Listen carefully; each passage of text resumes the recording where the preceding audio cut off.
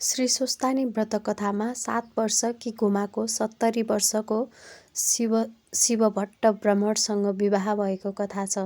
त्यसपछि गोमाको दुःख, सङ्घर्ष र अभावका दिनहरू सुरु हुन्छन्।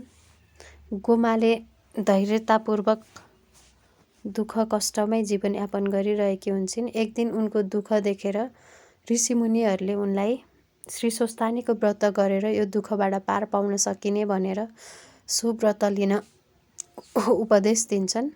उनीहरूकै उपदेश अनुसार गोमाले मन वचनले श्री स्वस्तानीको व्रत गर्छिन्।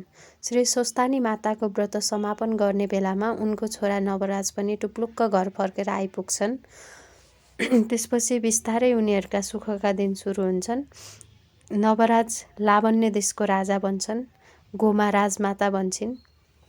अनि यसरी श्री स्वस्तानी माताको कृपाले गोमाका दुःख हरण भएको कथा श्री स्वस्तानीमा छ। त्यस्तै गोमाकी बुहारी चन्द्रावती पनि अप्सराहरूद्वारा श्री स्वस्तानी माताको व्रत गरेर दुःख कष्टबाट पार पाउन सकिने थाहा पाएपछि उनीसँग पूजा सामग्री केही नभएको हुँदा उनले खोलामै भएको बालुवाबाट पूजा सामग्री मानेर श्री स्वस्तानी माताको व्रत गरेर उनका रोगहरू निको भएको र उनी त्यहाँबाट फर्केर नवराजसम्म आउन सफल भएको कथा पनि श्री स्वस्तानीमा सुन्न सकिन्छ। तसर्थ श्री स्वस्तानीको कथाबाट हामीले हाम्रा गलत कर्महरूबाट मोक्ष पाउन सक्छौँ। साथसाथै हाम्रा दुःखहरू पनि हरेर जाने विश्वास गरिएको छ।